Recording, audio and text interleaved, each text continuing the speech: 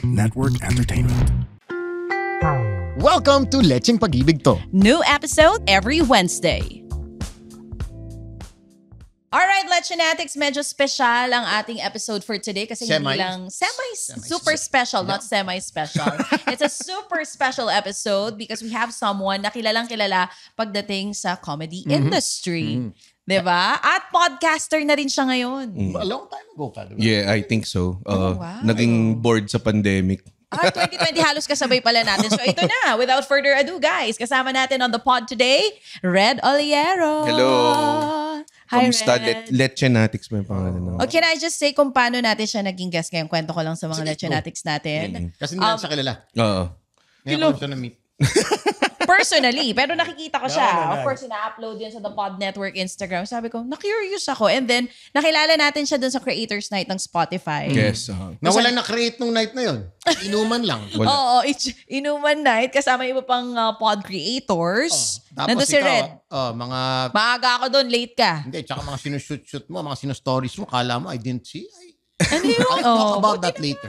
Oh, ito nga, isa sa mga nakilala natin nung gabing yun si Red. And then after that, syempre tinake ko na yung opportunity. Sinagad ko na. Minessage ko talaga siya. Sabi ko, mag-guest ka naman sa amin ni Sam. Dali naman kausap. Although, can I just say... Pumayag ako bago ako nalaman na 11 a.m. kayo. Hindi, para lang malinaw, papi, ha? Hindi rin sa pabor ako sa 11 a.m. Si Chacha, may 6 a.m. radio show. Tinutuhog na. Thank you, ang bait niyo sa akin pareho. Salamat. Thank you naman. Respect ng 6 a.m. because I did the morning show on radio. This is circa 2005 with Sam O at that time. Alam ko, pag nagmo-morning show ka, wag ka gumanon, pangit. Jeff talaga eh. Jeff, ha? Happy Jeff, ha? Lapit daw. I know that doing a morning show is not easy. For those who don't know. So, ikaw, dahil naging morning... Gano'ng katagal mo ginawa yun? Oo. 1 year. Hindi mo gusto? No. As araw-araw yun, di ba? Oh, you wake up at 4. Diba? Yeah, same. Hindi naman pedeng wake up, get to the show. Tama. You wake up, syempre, kailangan kape ka, nasa wisho ka, prepare. You have to be at the studio by 6, 5:50, 10 minutes before. Kailangan naka-prep na yung utak mo, yung brains mo, yung equipment. And you do that every day. Gumagano na agad si Red. So, hindi ka morning person, obviously. Hindi, ang show ko pangalan Bago Matulog with Red Oliero. There we go. Pero so pareho kayong dalawa na hindi morning person. Hindi ko alam. Di ba medyo... Siguro gumigising naman ako in app times, pero... Akala ko gumigising ako pagka may racket. Malaki bayad. Magbabayaran ka Malaki gumising. bayad. Gigising ka, diba? Para kay DJ Chacha. Oo. I thank you naman kung ganon, Red. Pero nilalandi mo ako ngayon. Single ka ba? Hindi.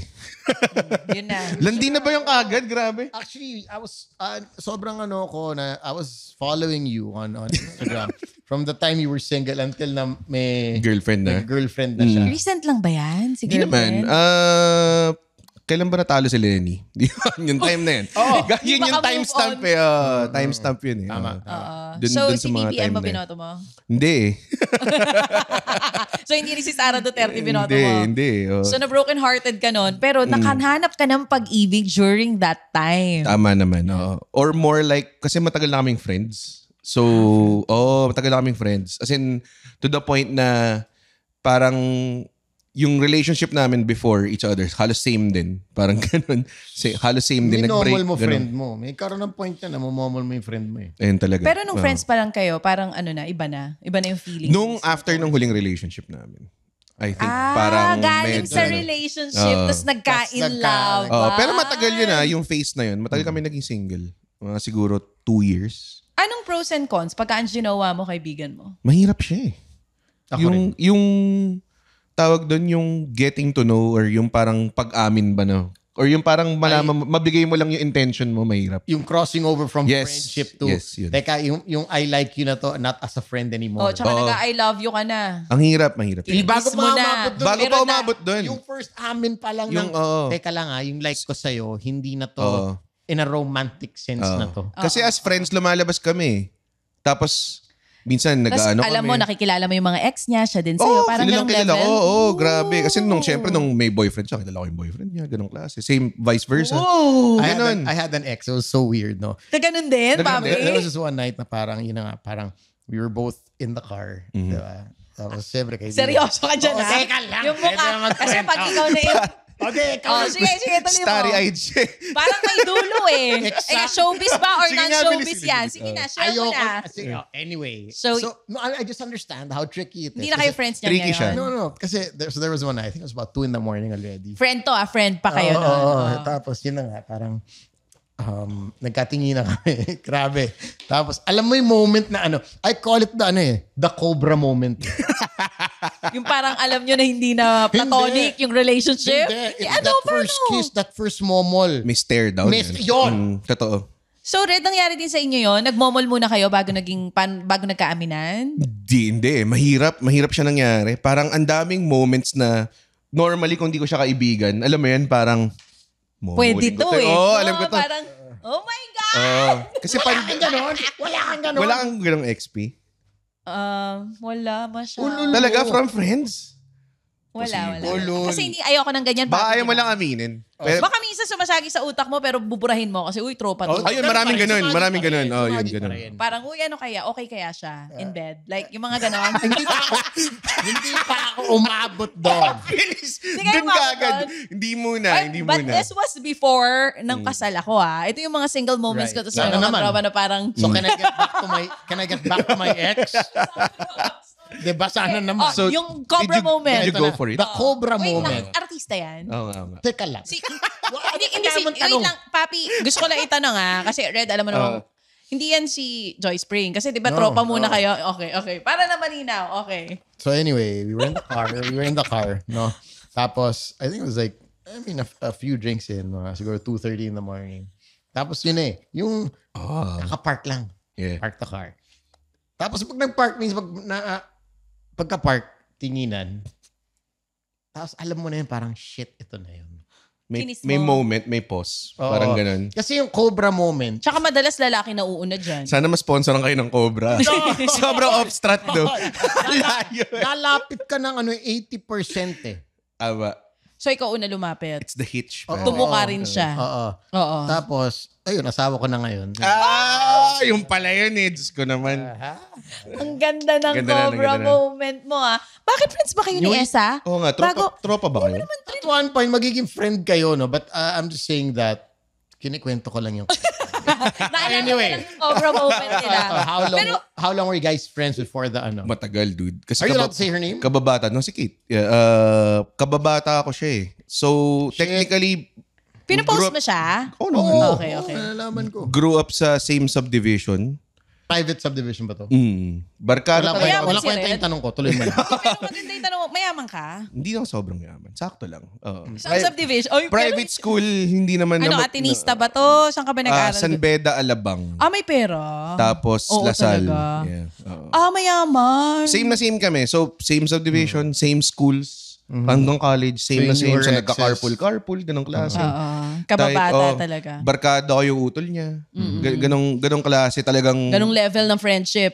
As in talagang tito-tita, sobrang na talaga, close na talaga. Kaya nung naging kami, walang getting to know eh. Para Kasi pumunta lang kilala ako sa niyo na bahay nila. isa't isa. Pero may pros and cons yan, di ba? Meron talaga. Pag friends na kayo, parang yun nga. We never saw that coming. Di ba? Si Matthew Perry, we did know he was Ay, dealing with grabe. addiction. Totoo. We knew that, but we never thought that And it countless was that more bad. sa mga stand-up scene lang na hindi So meron masyadong din kilala. dito sa Pinas, sa mga ganon. Sa Pinas marami akong kilalang depressed. Pero bago natin pag-usapan, let's get yung to your bigat story. Yeah. ng hugot ng mga komedyante, kung bakit ganyan kayo kagagaling, I wanna know, when did it start? Comedy. Yes. For you Na hindi mo personally. parang na naging career mo siya. Or bata ka pa lang ba, meron ka mga gano'n na parang, parang magaling ka magpatawa. Yung mga nagsasabi ng and gano'n. please don't tell us nung natalo si Lenny. So natalo sila eh. Yung pa rin, Yung pa rin. Balik, nung It was- natalo si it Lenny, was a na-realize milestone. niya, mapatawa siya. Pero Hindi, ano ba siya? Tama ba? Yung question ko kanina, if it runs in the blood? I guess so. Meron akong 2 particular traits na nakuha ko from both my parents. One, my dad, pag nagkukwento siya, he's the type na tatayo siya from the table, mag-act out, ganong klase. Funny guy. Very animated. Yes, that's the word. sakto. Animated. And then second, my mom, galit lang siya sa lahat ng tao. So, What a contrast. the best. What an interesting Parang yung nanay in contrast. general, lagi lang talaga galit. Tama naman. So at an early age, pag ginahatid kami sa school, tas kasama yung mom ko, narinig ko lang siya mag-rant about like the most things na hindi mo nakikita unless i-point out niya. Like, Nanay lang nakakakita. Itong lalaking to, malamang sa malamang, may asawa to na nagpapakahirap abroad, tas siya nagpapalaki lang siya ng bayag. Mga ganong klase. So ako parang, wow, na-absorb ko to lahat. Tas natutuwa ako kasi parang, you know what, may point ka eh. Ba't ka, di ba, nagagalit ka? Tama, pakita mo sa akin yung, I mean, now looking back at it, pakita mo sa akin kung ano yung totoong mundo, di ba? Parang ganun. So, I think yun 2 essential traits na yun nakuha ko, which translated into, I guess, being a good stand-up comedian. Parang ganun. So, ilang taon ka nung una mo na-realize na pwede ko siya maging career? Yun, matagal pa. Kasi it comes to a point, we always talk about this on the podcast. People would tell you, do what you love. You're not gonna work a day in your life. Tama. But let's admit it. Sometimes it's exhausting. And doing what you love will not pay the bills, man. Exactly. Correct, It will not always, love ko to, pero putya, pur na ako sa kakagawa ng Kasi love kung di ko. ka naman Red Oliero, aminin man natin, hirap magsimula sa industriya na Tsaka, yan. bago siya naging lucrative, sobrang dami mong dinaanan, di ba? Correct. 2007 ako nagsimula eh. Tagal na. Medyo matagal na. So, Paano? 18 years old ako nun.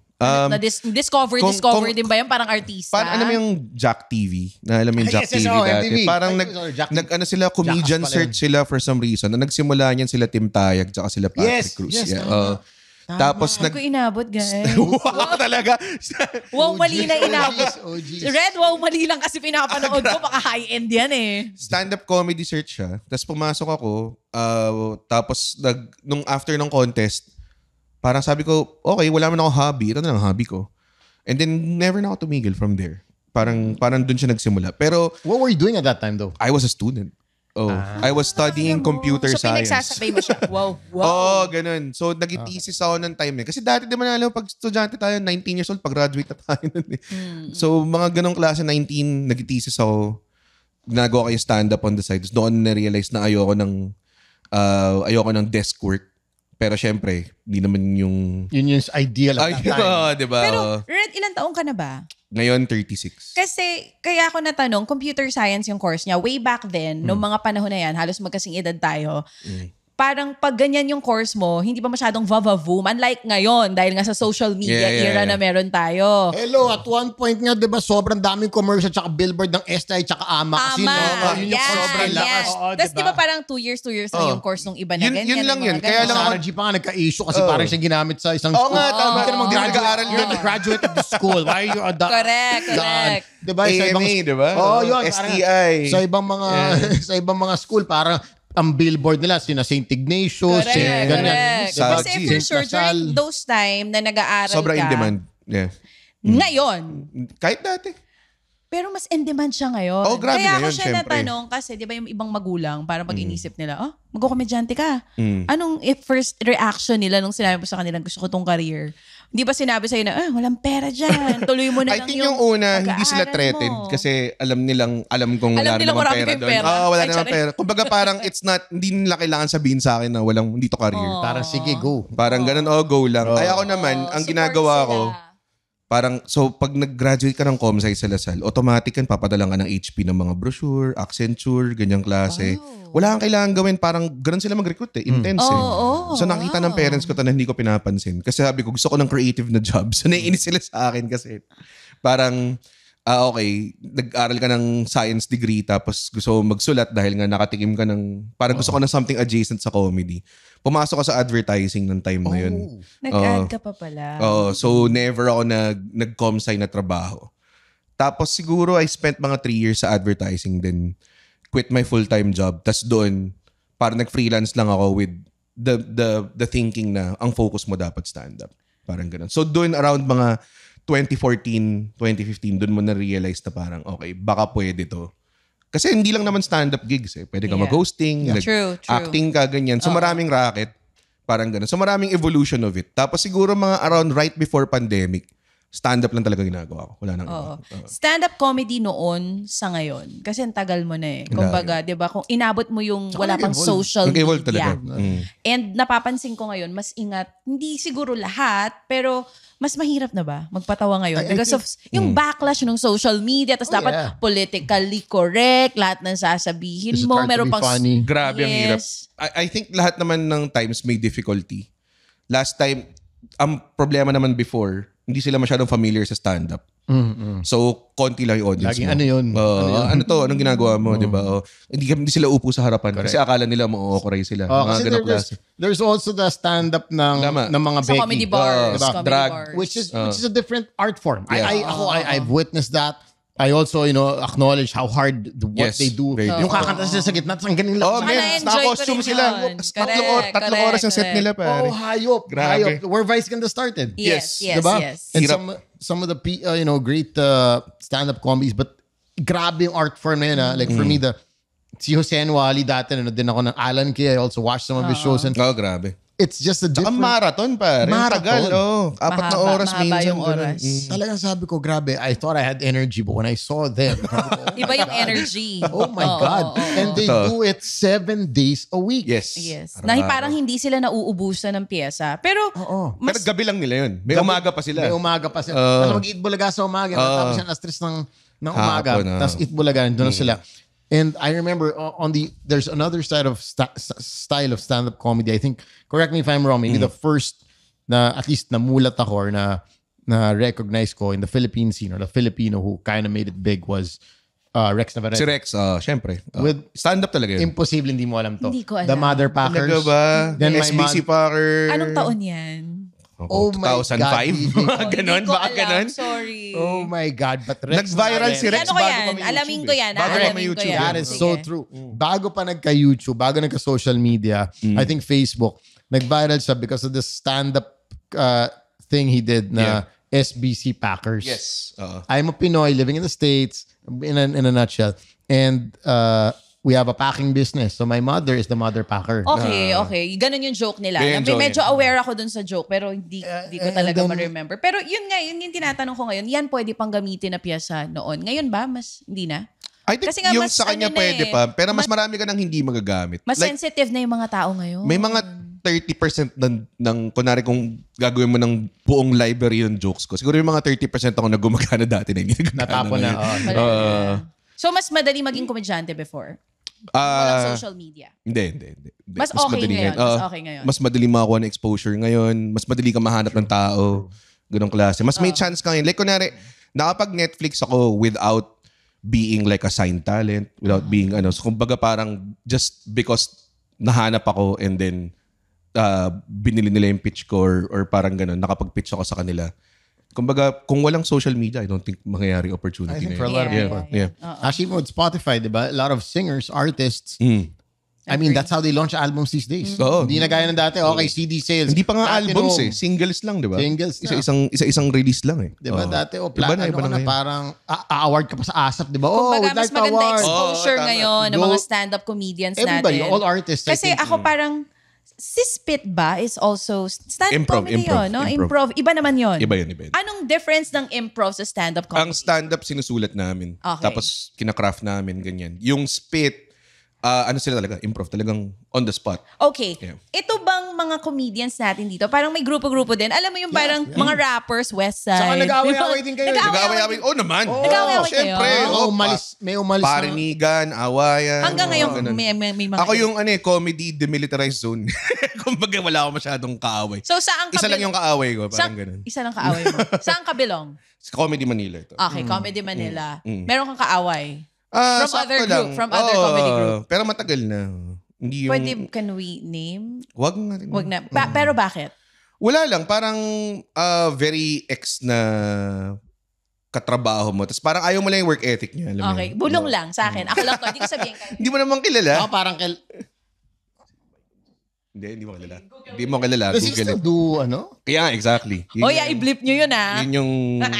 Yun yung akin eh. Oh, nga pala, I totally Okay, forgot okay, about okay. that guy. Yeah, but his whole, kasi, parang it just rubs me the wrong way yung ginagawa niya. Uy, na-curious ako, Papi, doon sa sinasabi mo. Nag-aaway-away din sila. Bakit? Nagnanakawan ng pyesa? Ano pa? Paano? Well, yun, may isang issue na ganun. Pero I think that's more with parang kay Alex Calleja tapos may Itong isang recent writer one. ng Bubble Gang. Parang nag-anohan sila. Pero I think mostly yung away nung dalawang grupo is more like ganun din ethics din eh. Parang I remember si Alex tsaka si GB naman sa amin. Yeah, they had a big fight. Yeah, they At had one point, few years, ang laki nito. This, Papi, bilib ako sa'yo. Alam mo lahat to ah.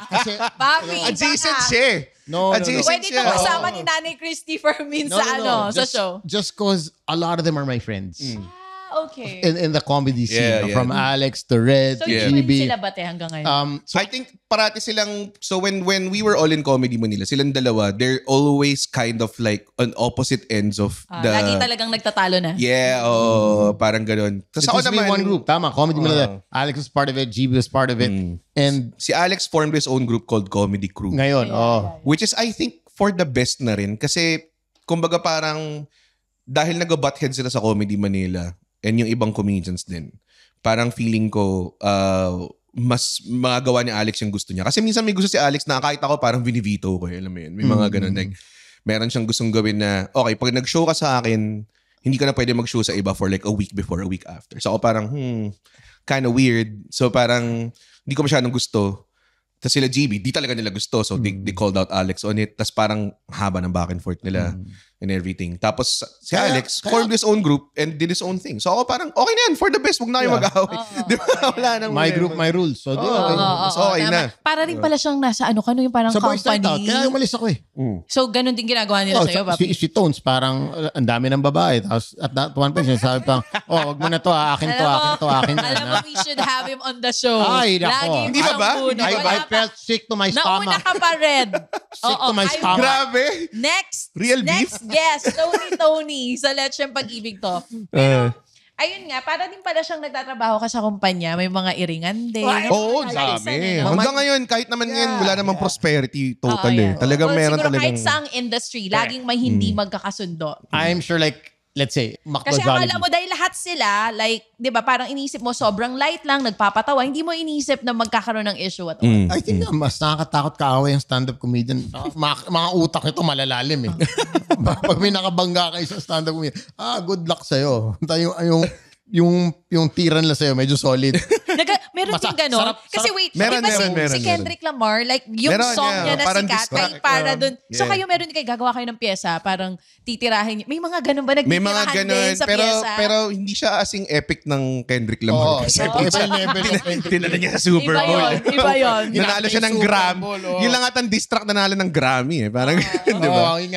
So parang, yung amin parang minsan may marinig ka na hirit sa ganyan, hiritan mo rin. Mga ganun lang klase. Pero same. Ba? Red, kapag nagsisimula pa lang, may, kasi ngayon, syempre, Red Oliero ka na. Pero di maganda ba kita? Simula? Oo. Ngayon, mas maganda na. Kasi dati, yung mga inaasam-asam ko lang na TF, nakukuha na ng kahit sino opener ngayon. Mabilis na lang eh. That's true. Ako naniwala ako dyan. Even the startup host, nagulat ako parang, talag ko? Ganun yung TM? Wait, because of dahil may exposure sila sa social media. I guess so. I think, kumbaga nagigets na rin ng mga tao na ganito yung value nung stand-up or something like that. Tapos yung, I guess, nadidictate din yung ticket prices in a way na, parang ticket price namin ito 100. Ngayon, parang ang minimum nasa 600. O since nandito na tayo sa joke era, meron ka ba ever piece na never mo pa nagamit? Kasi parang iniisip mo, hindi ko gamitin to, parang di nakakatawa, na pwede mo share sa amin ngayon. na parang may, pwede rin baliktad. Pwede rin baliktad. Joke na like talaga. Funniest. Trinay mo pero never Madami. Kasi trial and error ng stand-up eh. So, ano yung pinaka-hit mong joke na talagang nag-trending ka ng husto? I think yung sa Peach Mango pa. Nakakuha ko ng nakakuha ko ng endorsement towards it. Para sabi ko parang walang colonial mentality sa Pilipinas. Pero meron talaga. Tapos parang ang setup ng joke na yun is mahilig akong manood ng mga foreigner na kumakain ng Chicken Joy.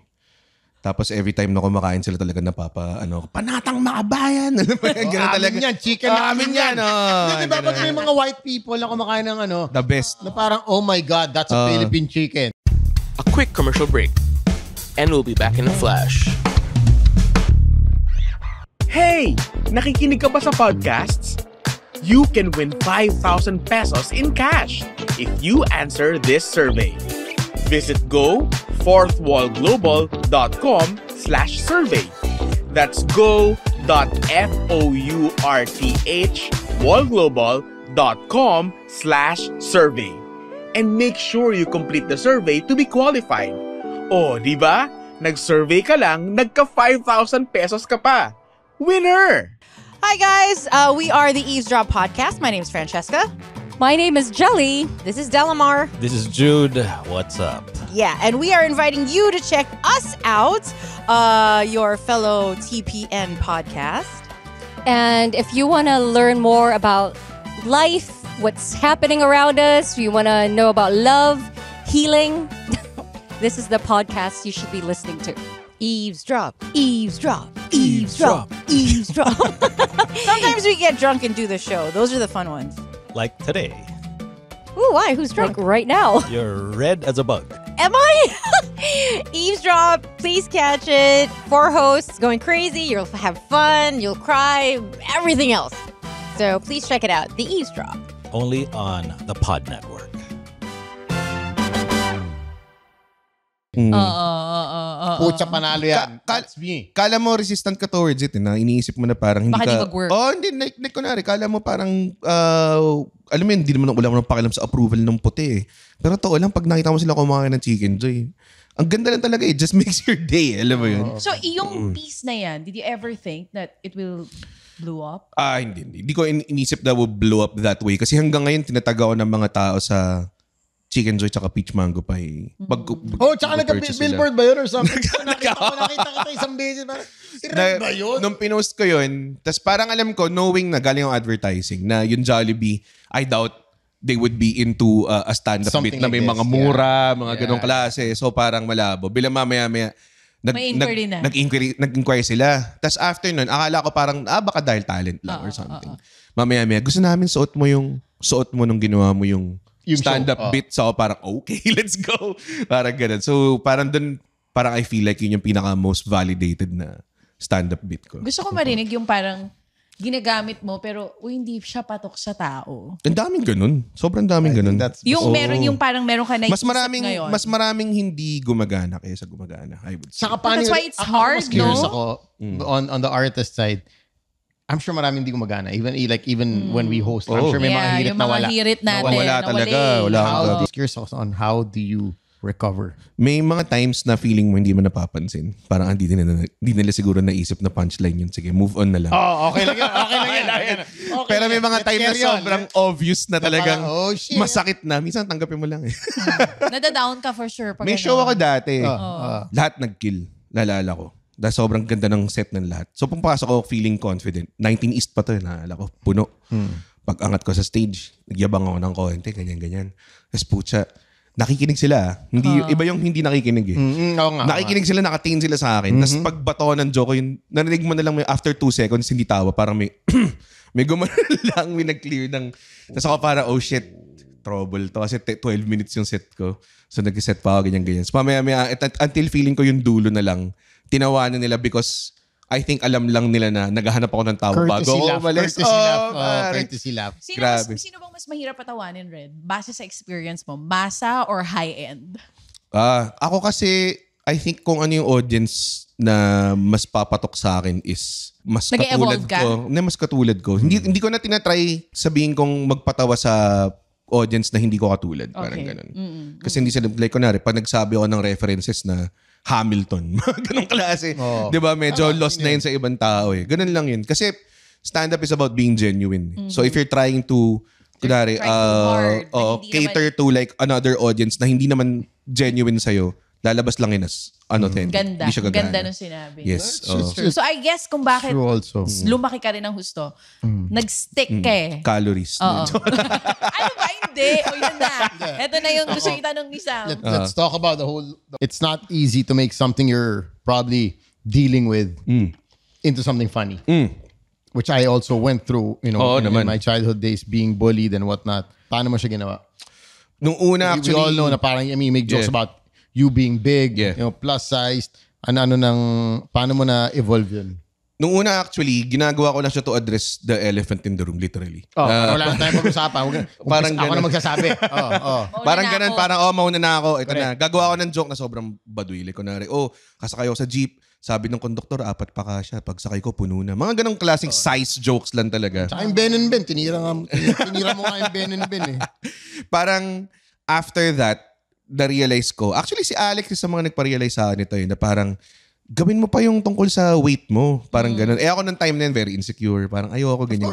Of course, yeah. Tapos nag-suggest siya ng mga very size jokes din. So ako parang hindi ko rin trip yung sinasuggest niya. So parang, pero yung concept of pagtawanan mo kung ano yung insecurity mo, parang doon ako napaisip. So, inisip ko, ano ba talaga yung nakakairita? Hindi lang yung about being big. But ano ba yung nakakairita talaga mga experiences? So, yun yung mga una kong jokes. Meron akong joke na parang feeling ko ito yung light bulb sa career ko. Meron akong joke na tungkol sa, hindi tungkol sa size, but more of like, nainis ako pag sinasabihan ako na sila yung mataba. Like, alam mo, may payat na tao. Kasi sabihin nila mataba oh, sila. parang grabe. Kahit alam mo naman na hindi sila mataba. Kunwari kumain lang kayo sa buffet or something, grabe, busog na ako. Alam ba yung feeling ng sobrang busog? Tapos parang alam mo yun. Feeling ko na-gain ako ng 10 pounds. Ganun, di ba? So, yung mga deep, hindi mo ba in-depth na sinasabi ganun. yung joke mo, naisip ko. Okay. Parang ganun. So, sabi ko, more of that. More of that. Pero ano na ito, mga year 4 na to. So, for the first 4 years, very shallow lang yung mga jokes ko. Until parang talagang, You found your... humugot na ako ng malalim. That's what I said. Yeah. And we're gonna get to that. You know? So, insecurities. Tapos mamaya-maya, narinig ko tumatawa sila. So, ikaw parang, tayo na, kinalugi ko to buong buhay ko. Ngayon, advantage ko na, di ba? Man, that's so true. So, yun na yung naisip kong parang way ko. So, mamaya sinulat ko na lahat ng pakiramdam ng situation, lahat ng ganyan. Tapos parang yun na yung naging calling card ko for the early, siguro mga year 5, year to year 7 ng career ko na, okay, i-talks about ganyan. Tapos may mga taong lumalapit na marataba tapos ng show na. Yung nagpapatingin. Nag-thank you kasi parang, nakaka-relate ako sa pakiramdam. Mas gumagaan yung feeling ko after. So parang alam ko na parang, okay, meron na akong something na, sabi ko, itong klaseng comedy na lang yung gusto kong gawin. Parang ganun. Very in-depth. Hardest part about being a stand-up comedian. Oh my God. It's just writing material actually. Yun talaga. Tama. Do you write every day? I write, kasi hindi nga everyday yung tawag eh. Parang pumukas na yung... Moment ka rin. Meron na. Writing, Ano ba kayo? writer's Kasi bulb eh. sabi nila yung mga singers na gaganda ng piyesa, minsan galing sa hugot, sa heartache Hugot nila talaga. mismo. Kayo, saan mo kinukuha? Hugot talaga. Kaya yung pinag-usapan Hugot kanina, from? like sila Robin Williams and everything. Lahat ng magandang joke comes from a negative place eh. I believe. Walang kunwari, walang joke na tipong... Yung binabanggit niya kanina, yung binabanggit Yeah, ng insecure. Yun, isa lang yun, di ba? Pero walang joke about, kunwari, nanalo ka ng loto. Hindi naman yun nakakatawa eh. More like, okay, ano nangyari sa akin nung bata ako, nabully ako, ano yung insecurities ko, galit ba sa akin yung hindi ako inanong nililigawan ko, mga ganong klaseng shit. Nireject ka, mga fears mo, mga ganong klase, or yung feeling mo na medyo hindi ka belong sa society kasi weird mo, mga ganong klase. So, yun, ilalabas mo yun. no? I think the point is also... So more of the negative things pala lahat ng... Negative talaga lahat. As in, wala akong parang, oy, joke ko kasi successful na ako ngayon. Pero while writing it, yung mga piyesa na yun, since galing sa negative, di ka tinatamaan minsan? Yun minsan talaga. Pero Minsan parang di ka magda-dwell ka. nade-depress, I'm sure may awkward to yourself. Hindi mo na control kung ano yung creativity mo, kung saan darating eh. Mamaya should be a joke writing session. Mamaya kung ano yung hugot na hukay mo. Mamaya nagpaparinig ka na sa Twitter. I think ganun yung naging resulta. Yun ang outlet niya pala. X na ngayon. I think yung power dun is the being able to turn that negative moment or feeling into something positive. Yeah.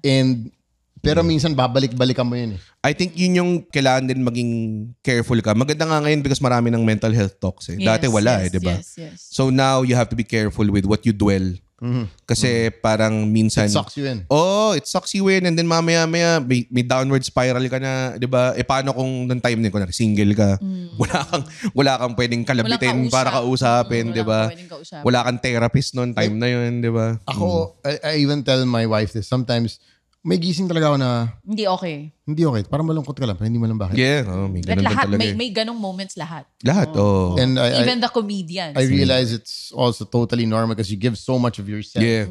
You give so much of yourself. Tapos, it's not just the performance eh. Yung hugot mo para maka-perform at that level. Correct. To give that performance makes it even deeper. Sometimes that's what becomes really tiring. Yeah. It's not actually the 5 oras ako nasa stage nagsasalita. Hindi yun eh. Yung hinugot mo, saan ka humugot? Yung kailangan balikan na memories. Saan galing? Para makadeliver ka ng 5 hours set or whatever na tapos ulitin mo na naman after 2 hours or whatever because you have 3 shows that night. Or ulitin mo sa next event. Mentally exhausting siya eh. Draining. Yung problema mo eh. Pag after ng show, sometimes like hindi man ako pagod, I take time lang na nakaupo lang ako sa dressing room na parang okay. Tahimik ka lang. Talagang sobrang ano niya. I don't think exhausting is a good term, parang draining naman. Hindi naman, exhausting means parang talagang, physically pagod. pagod kayo. Draining, may emotional, tsaka physical, tsaka mental na yun. Sabay. Worst thing somebody has ever said to you. As a comedian? Yeah. Oh, so during set ba? I don't. May isa dyan na tatatak eh. I'm sure ang pinaka-ayoko. Meron ka isa dyan na tumatak. Ang pinaka-ayoko general feedback is pag sinasabi nilang pinipeke ko yung tawa ng clips ko. Which is kind of like, nakakairita kasi parang they're saying it as of a fact na parang, tingnan mo, ini-edit pa niya yung tawa. So ako parang, dude, I make it to a point nga na kung ano narinig nyo, yun yung narinig ng mga tao. Alam mo yun? Parang to the point nga na minsan kahit walang tawa dito sa joke na to, ina-upload ko pa rin. Tapos parang meron kang gall to say na, tingnan mo, edited yan eh. Dinig na dinig. So parang... So something like na pinipilit na ginawa mo kahit hindi. Nakakairita yun. When they say na parang kala mo in the know sila. Pero yung tonality ng pagsabi yung nila. sinabi sa'yo, comment yan or like in comment, your face? DM, ganun. On your face, wala. Walang Pag ganun, And pinapatulan mo? believe me, sometimes maalala mo yun over the good things I've said to you. Kahit na alam ko sabihin na focus on the good. Pero bigla mo it's that maaalala. one thing that that person would say na parang edited yung tawa dun sa clip mo. Pero yun yung maalala mo eh. Kahit na 1,000 people said na pare, galing ng set mo, pare, hayop. Tapos may isang magsabi na, edited Hindi yung okay. tawa. Parang yun ang tatatak sa'yo. Taratak talaga sa'yo. Tapos babalik-balikan mo. Parang, nga, inisip mo. May pinatulan ka na ever? Oo naman. Daming time. Paano? Konti pa nga yan eh. Actually, I can imagine. Paano battle ginagawa mo? Wala, talagang sabihin ko, hindi kaya. Ganun. Sasagutin Or mo paano mo alam, expert ka ba? Mga ganong Sasagutin mo klase. talaga sila. Minsan may mga konsepto ko na pinaka-ayoko rin yung mga nagkikriticize ng sobrang highfalutin na gagawa sila ng mahabang post. Tapos parang feeling nila binibreakdown nila yung ginagawa mo. Tapos sinascientific. sinascientific. Kahit compliment siya, naiinis ako eh. Nag-effort, no? Minsan kahit sobrang, it's the juxtaposition of the parallelism between modern ganyan-ganyan and the politics. Ganyan daw yung ginagawa ko. Sabi ko, no, it's talking about my dick, pare. It's not even that deep. It's not even that deep.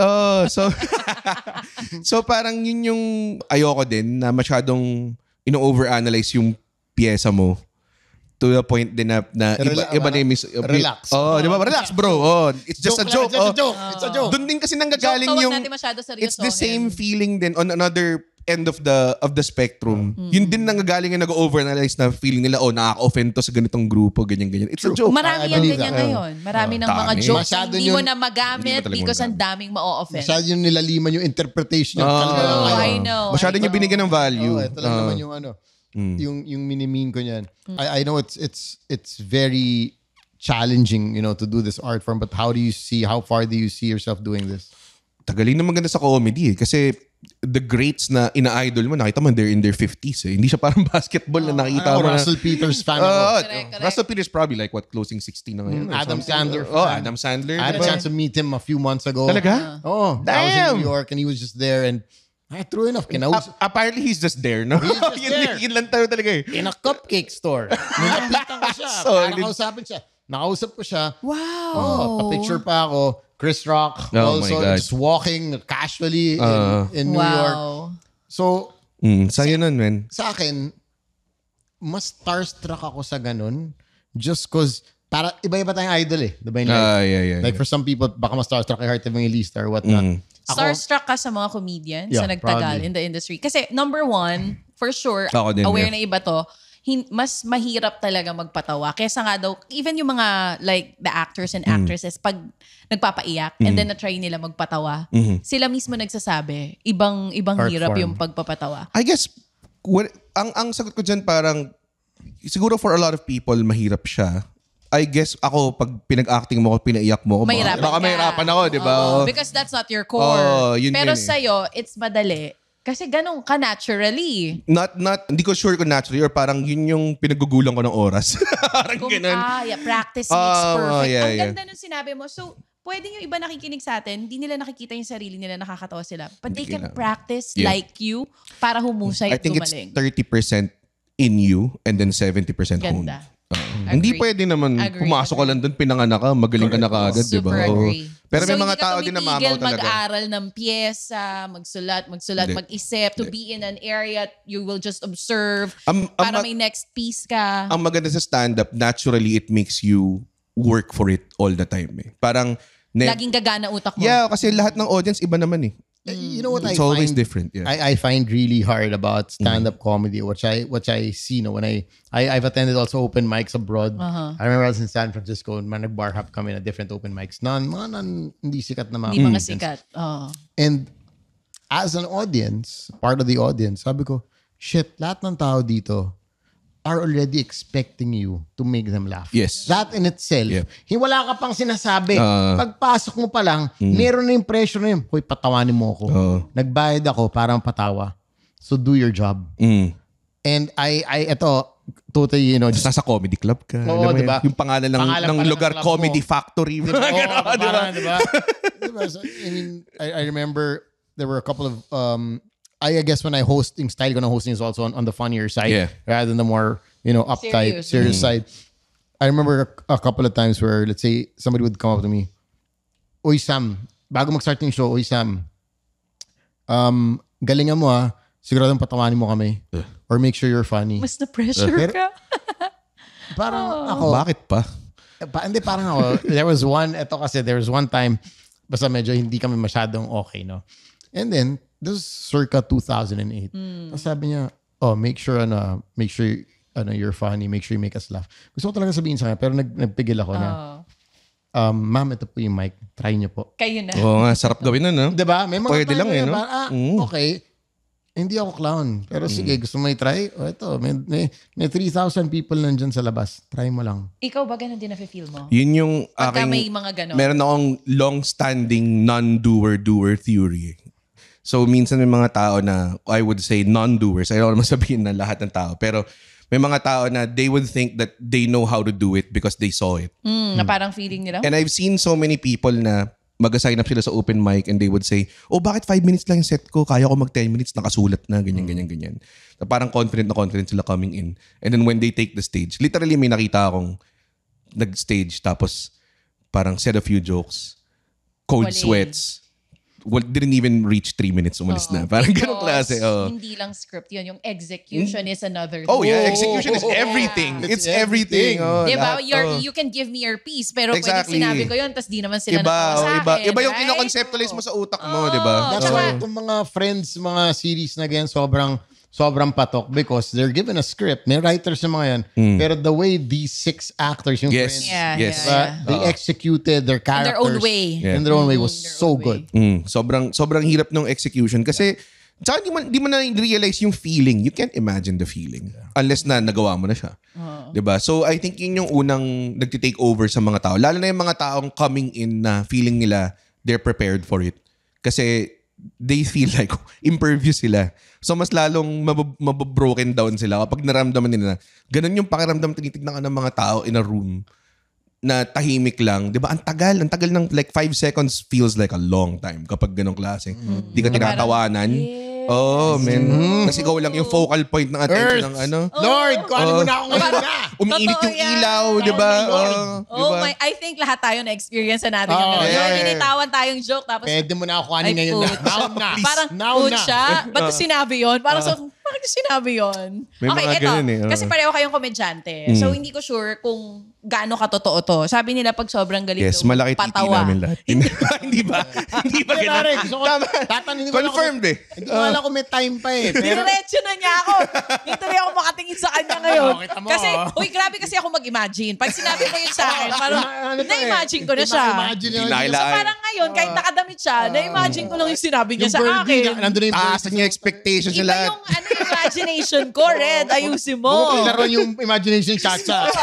Saan umabot yan? Yun na nga. So, hindi. Sinasabi kasi nila, pag mga lalaki magaling magpatawa, hindi lang magaling... doon pala talaga papunta yung tanong. Magaling magpatawa, mas nakakakuha ng mga chika babes. Babaero. No, not babaero. Like, mas It helps. madali makakuha ng girls. It helps. Sa'yo? It helps kasi marunong kami Ginagamit mo pag-usap talaga. I guess Conversation.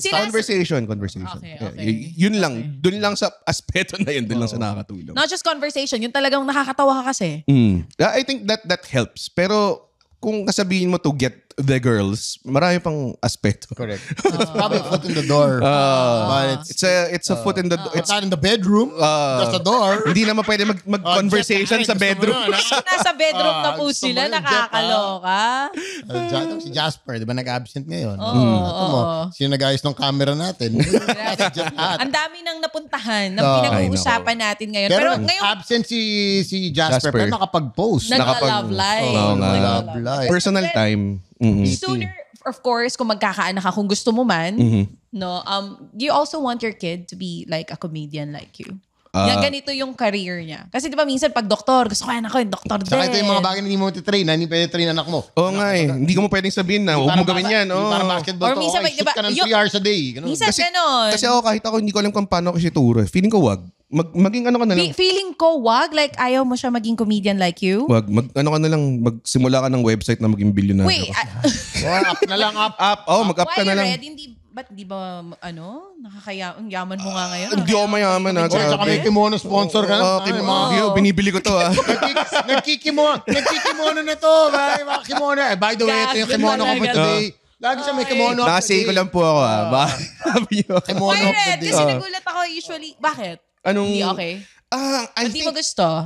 Dahil alam mong mahirap? Na alam mo yung struggle sa Tsaka feeling ko may pagka-lightning strike pa rin siya eh. Like parang ako, pag sinasabi ng mga tao, paano mo nalaman gumawa ng material na nakaka-relate sa mga tao para sumikat ka ng ganyan? Hindi ko alam pare. As in, bato lang ako ng bato dun eh. So, it works. If it works. Alam mo yun. Take your shot. So parang ang hirap niyang tahakin. Tsaka to the point na alam kong sobrang high failure niya na industry. Alam mo, pagdaanan niya yun. And also, I'm sure it's like with a lot of this, the artistic industry na, you don't know till when. Oo, yun din. Hindi mo alam kung kailan din eh. I think I would say, nung pandemic, kung di siya nangyari, baka same shit pa rin. Kasi nung nag-pandemic, parang na-rewire yung utak ko na, okay, wala akong stage. Punta ako sa social media. Tapos doon ako nahanap ng mga tao. In like a big, kumbaga, dati may comedy scene naman. Pero, tipong medyo mainstream type doon talaga nangyari ng pandemic. So ako parang, paano mo siya i-will? Kung kunwari, gagawa ko ng air ko, di ba? Tapos medyo ruthless siya kasi kailangan mo maging super self-aware. So pag di siya nakakatawa, kailangan mo talaga sabihin di siya nakakatawa or you need to work on it. Ref, alam mo yun, Ask ka may ref, ako yung may foul.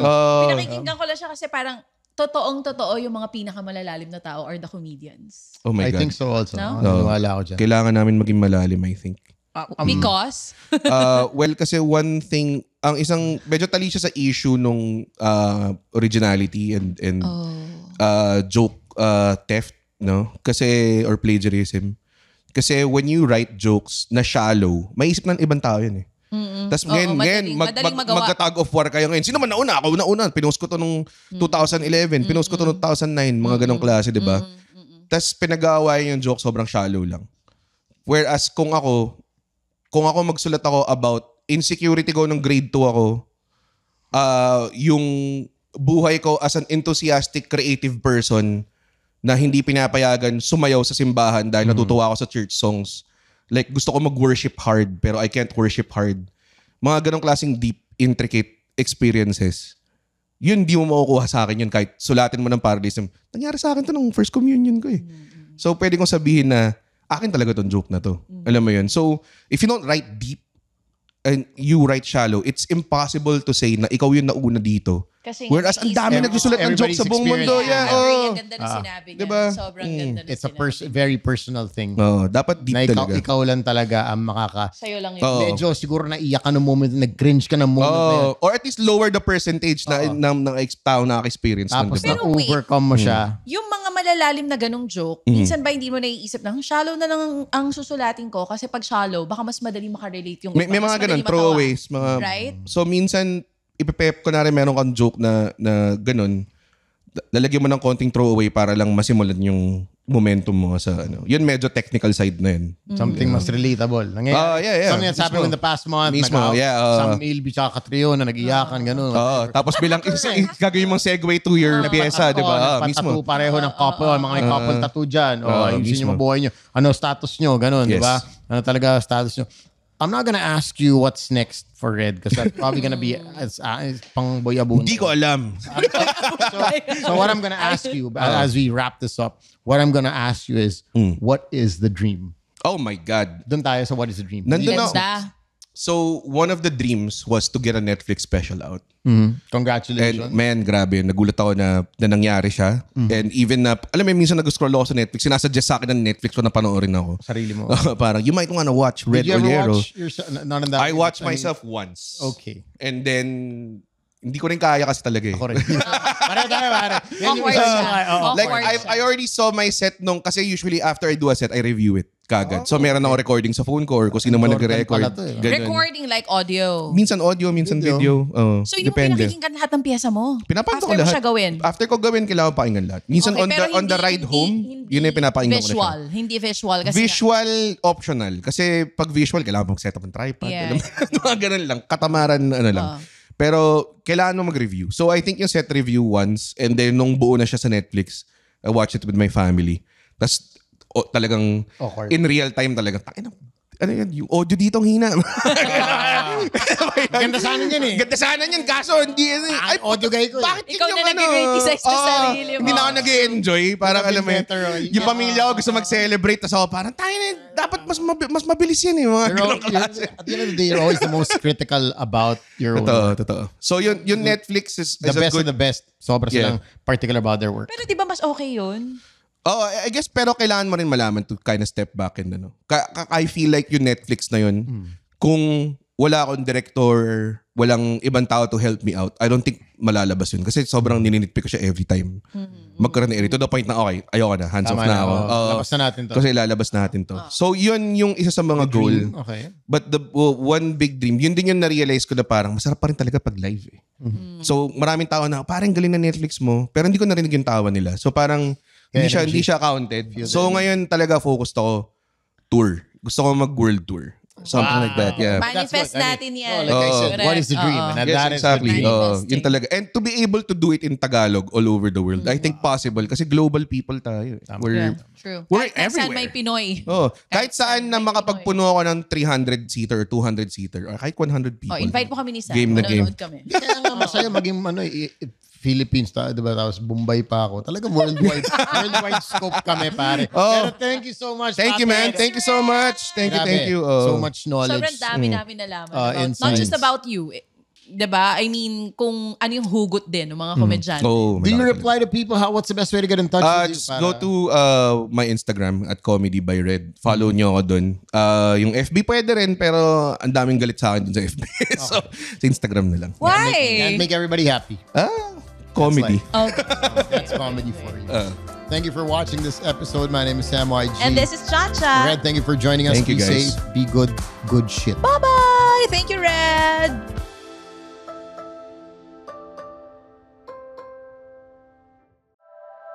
The opinions of podcast creators, hosts, and guests are not necessarily reflective of the official stance of the Pod Network Entertainment, its hosts, or other network programs. The content created by the people behind the podcast is personal and not meant to harm any religion, ethnicity, group, organization, company, or individual.